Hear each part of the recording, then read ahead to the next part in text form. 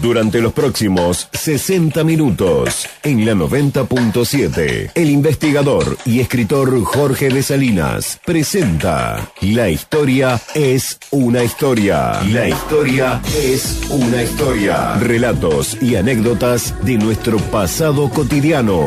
Hasta las 13 horas. La historia es una historia. La historia es una historia.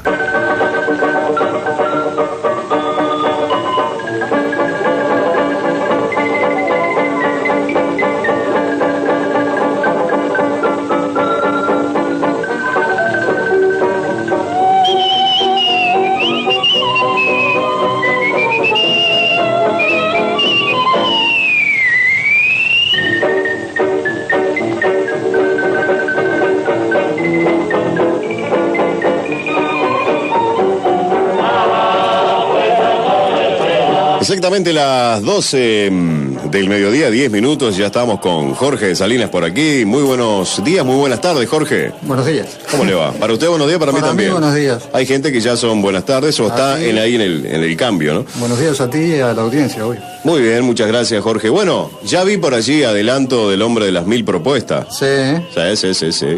Ya estamos hablando con hoy le planteé justo al alcalde hacer todo bajada en Salinas.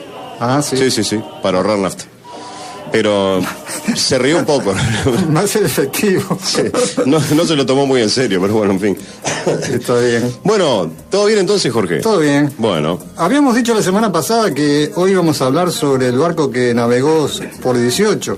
Es verdad, sí. Pero, como dicen, la audiencia siempre tiene la razón. Y ha pedido, el barco va a tener que quedar en dique seco. Y esperar, porque como hablamos la semana pasada del cabaret de la muerte. Sí, quedaron embalados con eso. Y yo comenté además que no era por el contenido del cabaret, sino por todo lo que habíamos hablado. Claro. Y mencioné el cabaret de la muerte en París. Sí. Y la gente quedó intrigada. Caramba. A ver cuál era la diferencia. Y que era en realidad. Y el oyente siempre tiene la razón. Por eso mismo. Entonces, bueno, hoy vamos a hablar un poco en la primera parte sobre este famoso y truculento cabaret de París. Muy bien. Que aunque es truculento, hay que tener presente que era un poco lo que los franceses llamaban la mise en scène, o sea, la puesta en escena, era todo un armado, digamos. Claro. Pero fue muy interesante este lugar. Hay que aclarar que los cabarets como tales son un invento francés. Aparecieron en París a fines del siglo XIX. El primero fue el Folies Bergère, que traducido es Las locuras pastorales, que surgió en 1869. Y el segundo, que es el más conocido, es el Moulin Rouge, el Molino Rojo, que se inaugura en 1889. Este es más famoso, ha aparecido en películas, claro, en las pinturas de Toulouse-Lautrec, etc. Pero también en la década de 1890, a raíz del interés que surge en Europa, sobre todo en Europa, y también acá en el Río de la Plata, sobre el espiritismo, lo sobrenatural, el ocultismo, etc., eso llevó a la apertura de otros cabarets donde se representaban espectáculos macabros relacionados con la muerte. Y ahí aparece el cabaret de la muerte, el cabaret del infierno y el cabaret del cielo, entre otros. Estaban para todos los gustos. Sí. El principal y el más conocido era el de la muerte, que fue fundado en 1892 por un tal Derville, que era un ilusionista. Pero además no solo era ilusionista, digamos, en el escenario, sino también armó todo esto de una forma muy especial. Este cabaret estaba en el número 34 del Boulevard de Clichy, en el barrio de Montmartre, en París, que luego, sobre todo a principios del siglo XX, Montmartre y siguió siendo hasta los 60, el barrio de los intelectuales, de los artistas, de los bohemios. Bien. Y curiosamente, hay un relato de un periodista, Franklin Urqueaga, de la revista Caras y Caretas, que aclaro, no es la Caras y Caretas. No es la de ahora. No, es la de la época. Claro. Que Caras y Caretas, de hecho, originalmente era una revista uruguaya, que surgió a fines del siglo XIX, y luego se empezó a editar en Buenos Aires. Bien. Una revista muy interesante que incluso si la buscan Caras y Caretas, yo descubrí un portal que es de una biblioteca argentina y están todos los números. ¿Ah, sí? Sí, sí. En PDF se pueden claro, mirar en línea o bajar. Y hay artículos muy interesantes porque además, cuando se mudó, digamos, para Buenos Aires, empezó a combinar cosas de Buenos Aires y cosas de Montevideo. Ah, buenísimo. E incluso hay un muy buen artículo sobre Piria, y Piriápolis. Está en todos lados, Piria. Entre otras cosas. Ahora, este periodista visitó el cabaret y lo que cuenta es bastante interesante. Él dice: el cabaret de la muerte, que a pesar de su título macabro, de fachada íntegramente negra, de todo ese aspecto ritual para una misa de requiem en una gran basílica, atrae y sugestiona una atracción entre curiosidad y placer de vivir junto a la muerte. Entre plegarias, gritos destemplados, olor a cera, a flores de velorio, a llamas de cirios, a tierra húmeda, ingresamos al cabaret por un callejón estrecho, oscuro, tapizado de figuras mortuorias, osamentas, cruces, lápidas, guadañas y féretros entreabiertos. ¡Ah, qué lindo lugar! Ambiente familiar, decía abajo. Pero ¿no? se llenaba. Claro. Vamos caminando lentamente, ascendemos varios escalones y de pronto nos encontramos ante una gran sala tan oscura como el callejón. Apenas 2 farolitos de luz mortecina alumbran la estancia. El guía, correctamente vestido de frac, nos señala un sitio delante de un ataúd. Así se ingresaba. Tatita. Sí, sí. Ahora, el cabaret estaba distribuido en varias salas, las cuales estaban unidas por oscuros y tortuosos pasillos. Cada una de ellas tomaba el nombre y la decoración de los espectáculos que se representaban allí. Y todo siempre era con el fondo musical de la marcha fúnebre de Chopin.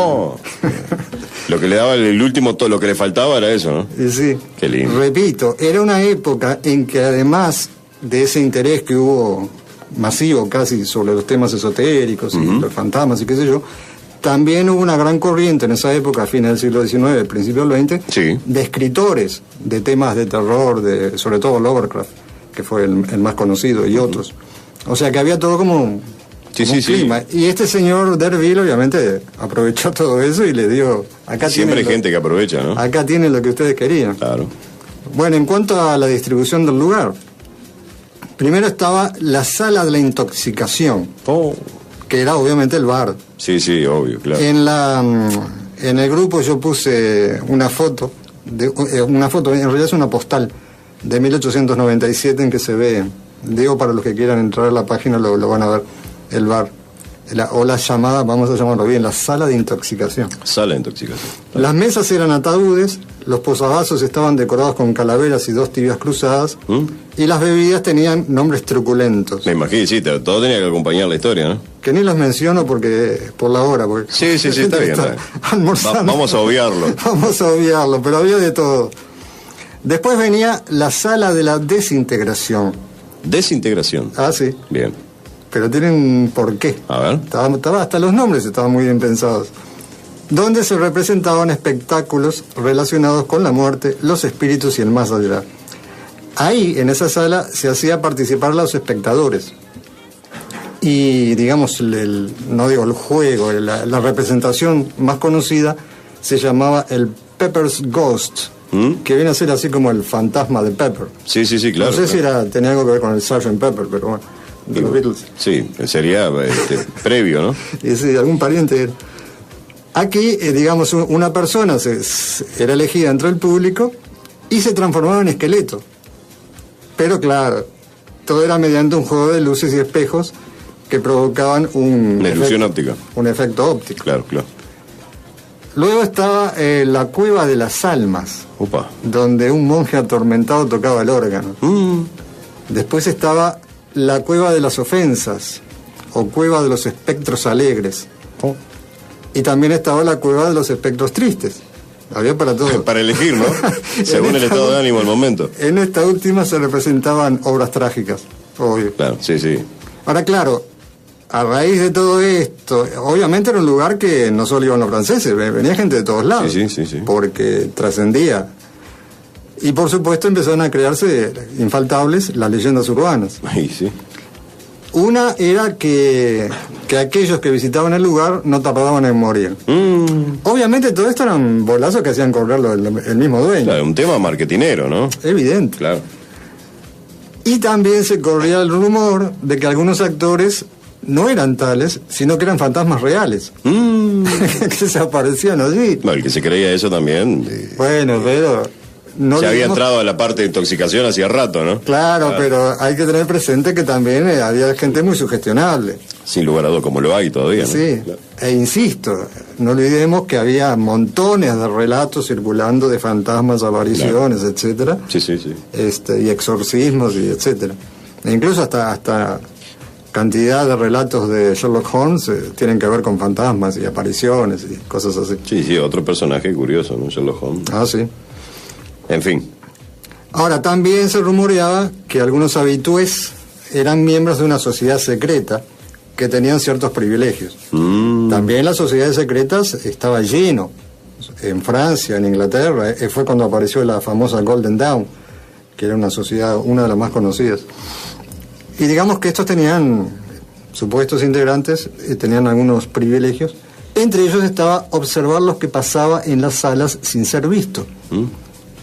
Para fijones. Sí, claro. Los bichones. Claro, esto era en la llamada Sala de los Portales, que también tiene su nombre. Porque todo tenía su nombre. Claro, sí. Estaba todo bien identificado. Y también tenían otros privilegios que son impropios para el horario. Para el horario. Pero me imagino por dónde viene. Pero pueden buscar en internet, que hay bastante material y fotos. Ahora bien, si todo esto era en buena medida parte de un ingenioso plan de ilusionismo, una lograda decoración y efectos especiales que eran bastante avanzados para la época, de hecho, el lugar no dejaba de ser inquietante y nadie salía indiferente. O sea, era la idea del dueño también, ¿no? Y curiosamente, a pesar de que fueron inaugurados a fines de la década del 90 prácticamente, del siglo XIX, funcionaron hasta la década del 50. ¿Ah, sí? Sí, o sea que tuvieron larga vida. Un tiempo ahí de asustar gente. Exacto. El Cabaret del Infierno cerró en 1952 y el Cabaret de la Muerte en 1954. O sea que tuvieron larga vida. ¿Y sí? Lo que significa que siempre hubo interesados. Es decir, más allá de que cierta gente podía tener reticencia o qué sé yo, así tuvo tanto tiempo. Atraía también. En el fondo siempre estaba la curiosidad del qué será. Sí, si no hubiera durado tanto tiempo, evidente. Obviamente. Ahora, es curioso, para redondear, que decía que cerró en el 54, el Cabaret de la Muerte, y curiosamente, en ese año, se abre en Uruguay el Cabaret de los Espectros. ¿Cuándo cierra ya? Coincide la fecha. ¿Casualidad? Casualidad, supongo. Sí. Porque Derville vaya a saber, ¿no? Con este Derville no tuvo nada que ver. Ahora, ¿dónde estaba el Cabaret de los Espectros? ¿Dónde estaba? No estaba en Montevideo. ¿No? Estaba en Piriápolis. ¿Y tenía algo que ver este hombre? No. ¿Y dónde estaba en Piriápolis? Sí. En el Castillo Piria. Pronto. Piria no vivía, por supuesto. Sí, claro, en esa época no, pero... Cuando yo era muy chico, que íbamos todos los veranos a Piriápolis, a los 3 meses empecé a ir a Piriápolis, o sea que algo conozco de Piriápolis. Un poquito, ¿no? Recuerdo de chico que me fascinó cuando me comentaron que existía, primero, el castillo de Piria, porque yo siempre asociaba un castillo con... Sí, con castillo. Con lo que leía de chico, claro. con príncipe. La imagen de un castillo. Claro. Sí. Nunca pensé que había uno acá. Y también se hablaba de esto, del Cabaret de los Espectros, que era muy conocido, y siempre me quedó ahí como, ¿qué sería eso? Claro. Asociado, por supuesto, a las idas al Parque Rodó y al Tren Fantasma, etcétera. Sí. Ahora, este Cabaret de los Espectros, que duró varias temporadas, lo había decorado Páez Vilaró. ¿Ah, sí? Sí, toda la decoración de... No tengo ningún registro de cómo era en sí, pero era un cabaret tipo guato, o sea, tampoco era como el de París, obviamente. Pero el nombre sugería cosas. Y sí. Lo decoró Páez Vilaró. Y cuando comencé la investigación sobre Piria, cuando me tocó, digamos, hacer la parte, lo que se llama trabajo de campo, de ir a los lugares, fui al castillo. Y en aquel entonces era privado, no era como ahora que pertenece al municipio de Maldonado. Y llevaba una carta de recomendación del nieto de Piria para el libro, bla, bla, bla. Y estaba todavía la decoración de Páez Vilaró. ¿Y cómo estaba?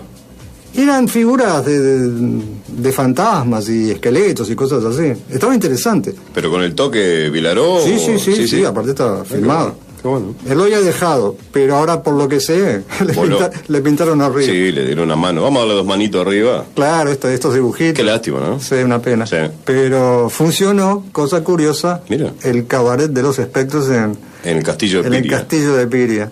Lo que pasa es que se asociaba, ya que estamos lo comentábamos, se asociaba el castillo de Piria con fantasmas o con apariciones. Primero que el castillo estuvo abandonado. Cuando este señor lo compró era una tapera. Sí, inclusive vos lo contaste cuando hablamos específico. Claro, hablaste porque el castillo quedó para el nieto mayor, que era el arquitecto Isola. Y le dio bolillo. Y él no sabía qué hacer, porque era una propiedad que no es 2x2, ¿no? No era fácil de mantener. Sí. Y lo había ofrecido, yo comenté a la presidencia para hacer la casa presidencial de veraneo, como ahora es la Anchorena. Y bueno, al final no se aceptó. Y Isola se lo legó en vida a los hijos. Y los hijos menos sabían qué hacer. Inclusive lo habían ofrecido para demolición. Claro, sí, la casa, digamos, la empresa a la cual lo ofrecieron no le interesó. Menos mal. No le interesaba el material. Menos mal. Sí. Pero empezó décadas de deterioro. Sí. Inclusive, y esto no es una leyenda, es un hecho, cuando estaba abandonado, vivió allí una señora que había pertenecido a la aristocracia rusa. ¿Ah, sí? Sí, que cuando la Revolución Rusa del 17 se fue. Claro. Y vivía ahí. Y tenía todos sus trajes de pompa, digamos. Sí, de la época, claro. Y era muy conocida en la época. Eso por supuesto, después, eso fue en los años 40, por ahí. Y siempre andaba por ahí. Y siempre la asociaron con apariciones fantasmales y cosas por el estilo. Pero no pasó de eso. Sí. Pero bueno, curiosamente, ahí también hubo un cabaret de los espectros. Mire usted, lo que nos enteramos los lunes, ¿eh? Sí, pero bueno, yo no falto nunca los lunes, vengo siempre, por las dudas aviso. Lo que querían saber sobre el lugar, bueno... Ya lo supieron. Ya estuvieron informados. Espectacular. Sí, claro, es llamativo, ¿no? Y no tenía que quedar ahí como punto nomás de referencia como fue, algo más se tenía que saber. Claro, y sobre todo para diferenciarlo bien de lo que era aquel de este. El de acá, claro. Que era otra cosa. Claro, porque se lo relacionaba, en realidad no tenía nada que ver. Este era un cabaret de estilo árabe. Sí, que no tenía nada que ver. Tipo oriental. Perfecto. Faltaban las odaliscas, pero... Sí, que quizás algunos de esos que cambiaban su vida diurna por la nocturna aparecían como odaliscas. También aparecían como odaliscas. No lo había pensado. Sí, la noche es la noche. Es la noche, y más tomando helada verde. ¿Cómo? Sí, esa bebida es curiosa, ¿no? Sí. Vaya a saber qué tenían adentro. Estuve averiguando de helada verde. ¿Sí? Sí, pero era un alucinógeno. Claro. Estaba prohibido. Sí. Estaba prohibido en todos lados. Con ese nombre. Sí. Estuvo prohibido en Europa inclusive. Hasta mucho tiempo. Mire porque producía efectos alucinantes. Sí, ya el nombre ya dice mucho.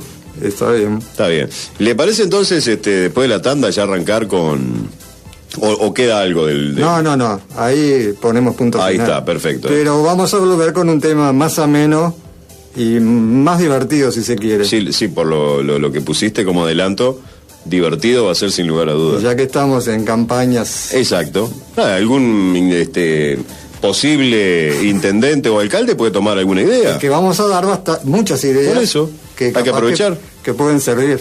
Espectacular. Entonces a la vuelta de la tanda venimos con, ¿cómo era el candidato de las 1000 ideas? 1000 ideas. 1001 diría yo. 1001. 1000 y un poquito más. Ahí está. No se vayan, ya volvemos. en la 90.7. La historia es una historia. Conduce Jorge de Salinas.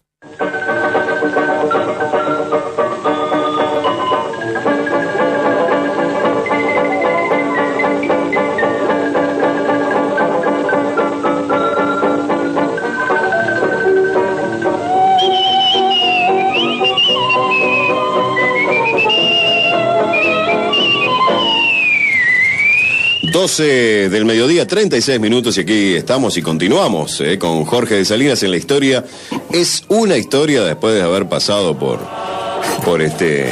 cosas tenebrosas en el primer bloque, y ahora cambiamos un poquito, ¿no? Bastante. Cambiamos un poquito el tema de la charla. Cambiamos bastante, diría. Sí, bastante.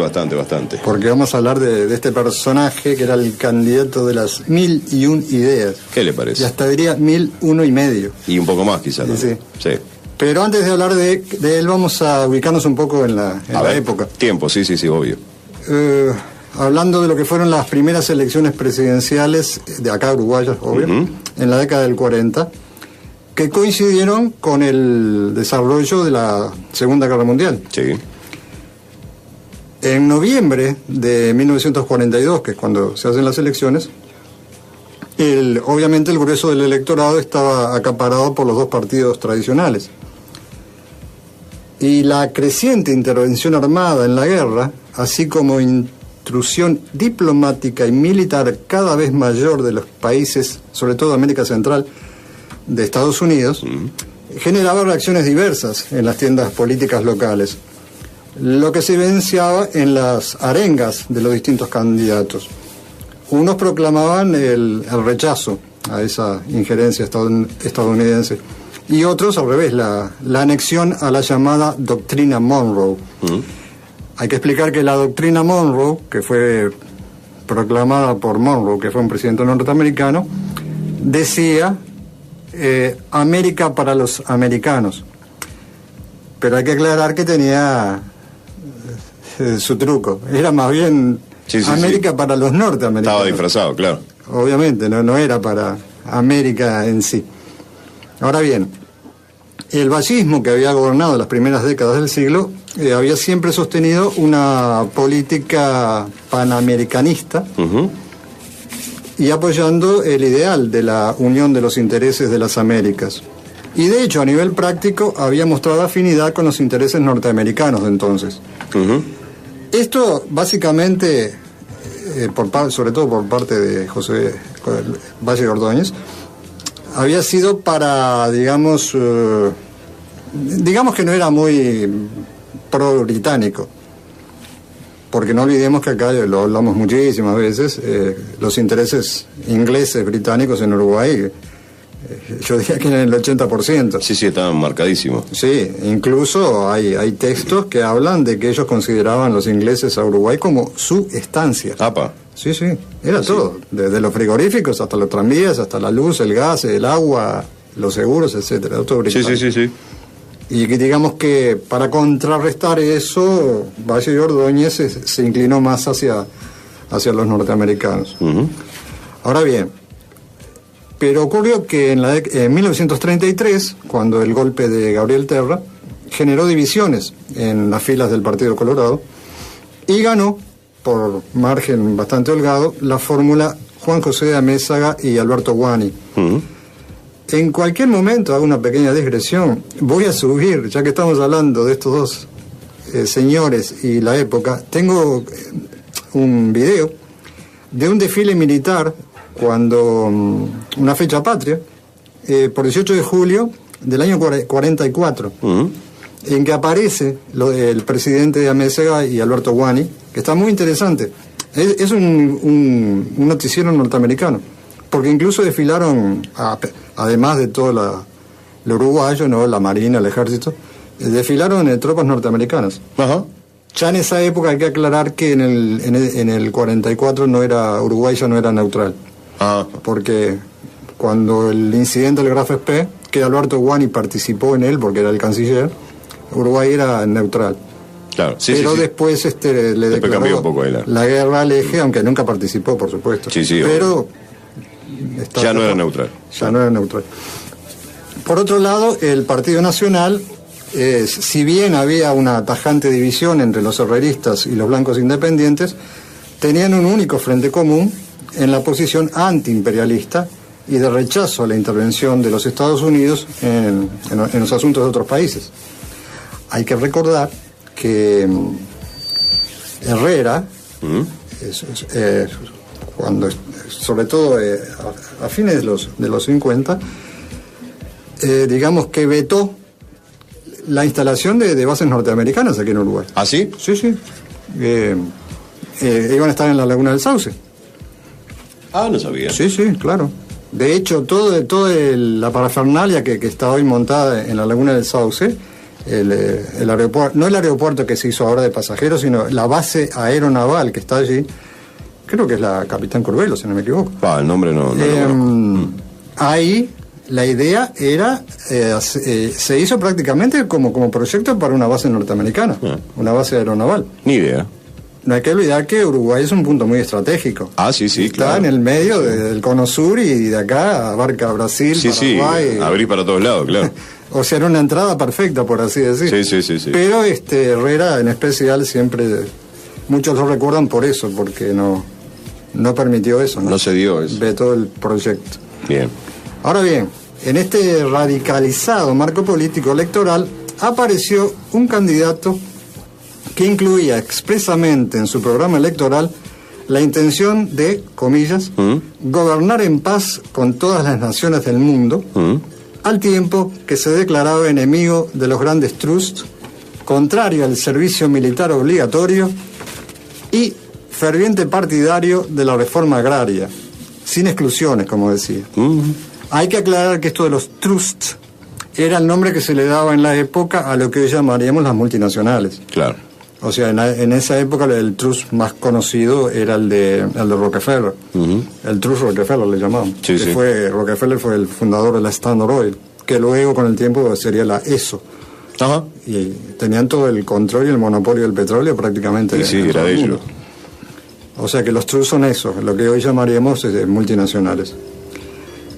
Este candidato se llamaba a sí mismo el paladín de los desheredados, también el gran orador de la verdad, el candidato del pueblo y el salvador de la patria. Todos nombres que supongo se lo habrá puesto él. Claro, él mismo se llamaba así. Obviamente. ¿Cuál era el nombre? Domingo Torelli. Bien. En esa época tenía 40 años y, como dice algún cronista, muchos delirantes sueños presidencialistas. Sí, ya vemos. Y no empezamos. No, sí. Yo con lo poco que escuché nada más. Él vivía en 18 de julio y Juan Polier y supo aprovechar bien la ubicación a la que daba el balcón de su casa. Yo puse una foto en la página, incluso en la página de la radio, en que está en el balcón. Sí, claro, sí. Se ve ahí dando un discurso y si se fijan bien en las paredes al costado de la puerta-ventana del balcón, está todo escrito con todos los proyectos y las... Sí, todas las ideas que tenía. Promesas. Las propuestas del tipo, claro. Ahí está. Decíamos que este era un punto perfecto para que luego de un partido de fútbol importante, un clásico, etcétera, la gente que salía del estadio iba por 18 de julio caminando, pasaban por la puerta y eran cientos de personas. Aprovecharon y ya vieron y ahí aparecía Tortorelli, se asomaba al balcón y comenzaba sus célebres discursos y se congregaban multitudes para escucharlo. E incluso 2x3 había que cortar el tránsito. ¿Ah, sí? Sí. ¿Tan grave era? Sí, por supuesto. Y él decía, acá habla él, vamos a dejar que hable. A ver. Las ovaciones no me envanecen, al contrario, me animan, me alientan para no detenerme. Acordaos que lleváis en la vanguardia de vuestras filas a un hombre de alma grande y pura. Opa. De carácter elevado y sencillo. Sencillo, bueno. Sí, entre comillas, ¿no? Que está a vuestro lado en la justicia y que no se dejará arrebatar por el orgullo ni el egoísmo, que es humilde, perseverante, combatiente e invencible, modesto héroe de la democracia, y que más que todo regó con su sudor el campo de la labor humana. Opa. Seguidme. Eso era lo que decía. Sí, sí, humilde y... Humilde, modesto. Modesto por encima de todo, sí, sí, sí. Está clarísimo. Ahora, sus propuestas no eran poca cosa. En el programa de gobierno, para las elecciones de 1946, proponía aumentos y más aumentos. Sí, sí, sí. Eso no. Eso es igual, eso... No es novedad. Sí, eso iba a decir. Para los empleados públicos, los municipales, los jubilados, los pensionistas, las Fuerzas Armadas y la policía. Sí, a todo el mundo. Claro. Y sí, quería quedar bien con todo. Me parece que sí. Y a esto le sumaba la baja de precios de muchos productos y servicios. Pero qué hombre bueno. La hierba, el azúcar, el vino, la cerveza, los pasajes de ferrocarril, los fletes para ganado e incluso los pasajes a Buenos Aires. Ah, también me caían en la bolsa. Todo bajaría a la mitad. Ah, la mitad. Por decreto. Él sabía, él... Sí, la tenía clarísima el hombre. En fin. Menos mal que no llegó, ¿no? Continuamos. Pues. A ver, escucho. En materia de vivienda, proponía sustituir los asentamientos precarios por cómodas y confortables viviendas económicas modernas. 5.000 de ellas se establecerían, por ejemplo, en el club de golf. Ahora bien, esto lo digo yo. Obviamente no tenía buenos asesores. Y me parece que no. Porque, yo creo haberlo comentado, en el club de golf, ¿de quién era originalmente? De Piria. Es cierto, claro. Y él lo donó a la Intendencia Municipal para que se hiciera un parque. Sí. Y en la donación hay una cláusula, un punto que dice que nunca se pueden construir viviendas. Es cierto, es verdad. Que si se construyen viviendas, automáticamente los terrenos pasan de nuevo a la familia. Es cierto, sí. O sea que no tenía idea, ¿no? Por lo menos este proyecto era inviable. Él tiraba por las dudas. En fin. Un detalle, seguramente no jugaba al golf. No, eso estaba clarísimo. Sí. O no le interesaba mucho el juego. No, para nada. Bueno. Por otro lado, pretendía ganarse el electorado con una plataforma que reivindicaba el derecho al descanso. Para los trabajadores del sector privado, proponía jornadas de 6 horas. 6 horas. Para los del sector público, establecía un cuarto de hora diario. Sí, 15 minutos. ¿15? Sin palabras, ¿no? Y sí, quedé mudo. Está bueno eso, ¿no? 15 minutos, jornada laboral, empleados públicos, entraban a las 3 de la tarde, a las 3:15... Nos vamos. Qué bárbaro. Está bien. No daba ni el tiempo ni para tomar el té. Y sí, ahí se hubieran quejado. Y sí. El empleado público hubiera hecho paro o algo. Sí. Claro, y sí. Seguramente. Y sí. Además, sumaba la intención, comillas, de que todo el mundo sea empleado público. Ah, que todos fueran... O sea, que todos trabajaran 15 minutos por día. Claro. Y dijo, comillas, esta idea también me la plagiaron los ballistas. Sí, porque aparte tenía como que se sentía perseguido. Sí, pensaba con la ventana abierta el tipo. Sí, claro. Eso lo vamos a ver. Jugador, un poquito más adelante. Ahora bien, ¿quién era Domingo Tortorelli? Sí, claro. Había nacido el 22 de mayo de 1902 y era hijo de un agrimensor y, comillas, una dama de altas virtudes. Como solía decir él mismo. Estudió agronomía y luego la abandonó para dedicarse a trabajar en sus granjas. Su esposa era Anatolia Manrupe y lo acompañó en su carrera política. Ella, en 1946, integró la fórmula presidencial como candidata a la vicepresidencia por el Partido de la Concordancia Laborista Lista 200, que era aparece en la foto, aparece ahí el número 200 de la lista. De la lista. Ahora bien, cuentan las malas lenguas que Manrupe, que era docente y bastante mayor que él, era la dueña del dinero que Tortorelli despilfarraba en su afán presidencialista. Bien. Eso es lo que se dice. Sí, sí. Y ella también daba discursos.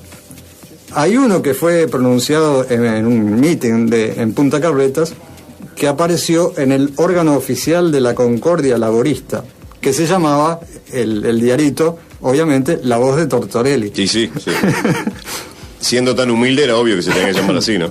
Claro. Bueno, Manrupe, y esta es parte del discurso, decía: solo el patriotismo abnegado y generoso de un hombre noble y honrado ha movido a establecer estas fecundas corrientes de simpatía entre todas las clases sociales, entre todas las ideas políticas y entre todas las creencias. Y se preguntaba: ¿qué haremos hoy por el triunfo de la causa de Tortorelli? Opa. ¿Qué es nuestra causa? Solicito a las madres, a las hijas, a las novias que nos acompañen en esta gloriosa lucha. En ustedes dejo el mayor y más noble trabajo, el de estudiar, comprender y transmitir el programa de gobierno. Casi nada, ¿no? Sí. Comprenderlo era... Sí, es difícil, ¿no? Era un tanto difícil. Sí. Entenderlo, póngale. Ahora, comprenderlo. Y sí. Ahora bien, ¿cuántos votos sacó en las elecciones de 1946 Tortorelli? ¿Cuántos? Sí. A ver. 40. 40. 40. Ahora, ¿hubieron 40 que lo votaron? Pero había miles en las arengas. Obviamente parecería que iban a divertirse. Sí, pero igual 40 personas lo votaron. Yo pensé que iba a decirme, no, dos, el de él y el de la mujer. Pero, como él era muy tenaz, en 1950 volvió a presentarse a los comicios. Y ahí, en la mayoría de los discursos, alardeaba de las propuestas de alianzas electorales que había recibido. Y decía, comillas: aunque muchos han querido llevarme para sus respectivas organizaciones, yo prefiero cortarme solo. Los ballistas andan como locos atrás mío porque saben que esa sería la única manera de imponer el colegiado. Los socialistas dicen que tenemos afinidades y me ofrecieron una diputación. Los comunistas me manifestaron que yo sería el ideal para un candidato único. Y finalmente, algunos miembros de la Unión Cívica me han sugerido que integre mi fórmula con el diputado Flores. O sea que... ¿Pero sería verdad eso o sería todo invento del darle color? Hay quienes dicen que a raíz de todas esas multitudes que se generaban y digamos, la supuesta química que había entre la gente y él, realmente lo... ¿era cierto? Sí, se lo querían llevar de verdad. Pensé que era, podía darle un poco de color, pensé que era... No, él le da un poco de color también, sí, un poco bastante, pero no, pensé que podía haber sido él que había inventado todo eso. Consta que hubo intentos reales de llevarlo, de alguna manera. Pero ahí la cosa no quedaba. Acusó al presidente Luis Valleverres de robarle las ideas. Decía, pobre hombre, comillas: hace pocas noches pasó por aquí el número 1, el number 1. Sí. Dio vueltas por delante de mi casa y yo me pude fijar que alguien que estaba dentro del automóvil tomaba apuntes en una libretita de todas las cosas... la del cartelito con las propuestas. Exacto. Claro. De todas las cosas que él proponía. Además... porque acá no... las proclamas de los carteles, o sea, esos famosos carteles que yo decía que el tipo ponía ahí con lo que tenía en mente. Pero decía: pero a mí no me importa, me sacarán las ideas que pongo en la puerta de calle, pero adentro tengo más. Opa. Soy una fuente inagotable. Lo tiró, qué jugador, Y no era chiste, las ideas manaban a borbotones. Sí. En esas elecciones, las de 1950, llegó al clímax demagógico. Propuso crear carreteras de 2 vías, una inclinada en cada dirección para ahorrar combustible, que eso lo habíamos comentado la semana pasada. Esa está tremenda. Bueno, sin comentarios, porque... Sí, no hay mucho más para acotar, ¿no? Bueno. Otra era sustituir las canillas de agua que había en las esquinas por canillas que vertieran leche. Sí, otra locura. Había canillas de aguas en las esquinas, no en las zonas céntricas, pero yo recuerdo el chico todavía no de leche, de agua, ¿no? Alguna que daba. Pero entre agua y leche, sí, yo qué sé. Él prefería que fueran de leche. Está bien, le gustaría la leche, yo qué sé. Sí. Y sí. Otra propuesta era ponerle techo al Estadio Centenario. Ajá. Porque decía que cuando había tormenta claro. o cuando había mucho sol. Otra era crear 200 cines municipales gratuitos. 200. 200. Y gratuitos, bien. Y gratuitos. Bien. Otra era... ¿Y cómo iban a hacer para atenderlos si trabajaban 15 minutos nomás? Buena pregunta. Difícil, ¿no? Insisto, le faltaban buenos asesores. Sí, yo creo que sí. Bueno. Otra era transformar el Valle de Tacuarembó en una nueva Venecia. Opa, bien. Buena idea. Y otra era implantar el matrimonio obligatorio para los mayores de 25 años. Llegaba a los 25 y... Claro, porque él decía que era una forma de evitar que la gente se quedara sola. Claro, está bien, el tipo era... Está bien, cada uno. Otra era que los profesores debían ser nombrados de acuerdo con los estudiantes. Muy democrático. Sí. Y por supuesto también no dejaba de insistir en su férrea oposición al servicio militar obligatorio. Uh-huh. Era tiempo de guerra, no olvidemos. Sí, claro. Y que además decía que debían haber menos cuarteles y más granjas. Uh-huh. Esta idea, él creo que se la robó a Piria. Pues ahí lo agarró infraganti. Sí. Porque Piria, en uno de sus libros, dice que había que convertir los cuarteles en escuelas. Uh-huh. Un libro de 1873. Sí. En fin, esas eran las propuestas de este señor. Sí, dentro de las locuras, la de los cuarteles era la más coherente, digamos, sí. ¿No? Póngale, pero las otras eran delirantes. Sí, muy loca, ¿no? Ahora bien, a pesar de todo, en las elecciones de 1950 sacó 2 votos menos. Le fue peor todavía. Sacó 38. Pobre hombre. Y ahí supongo yo que después de la eso toalla. No se supo más nada de Tortorelli. Vaya a saber el dinero que gastó, ¿no? Y sí. De la mujer. Que no era suyo. Sí, de la mujer. Sí. Ahora, hay que tener en cuenta que obviamente aquel recordado personaje Pinchinati... Sí. Estaba basado en Tortorelli. Claro. Es un personaje Tortorelli que mucha gente no lo conoce. No, yo soy uno de ellos. Inclusive después otro candidato, sobre todo más adelante, ya en los 60, que se llamaba Fadol. No era de propuesta, era del Partido Nacional. Uh-huh. No era de este tipo de propuestas, pero también era un outsider. Sí. Y era conocida sus... No hacía pegatinas, lo escribía con tiza en las paredes. Uh-huh. Vote a Fadol. Y en varias elecciones creo que sacó menos votos todavía. Sí, peor que el amigo Tortorelli. Sí, habrá sacado 20 votos. Sí. Y sin embargo, se candidató varias veces. ¿Ah, sí? Sí.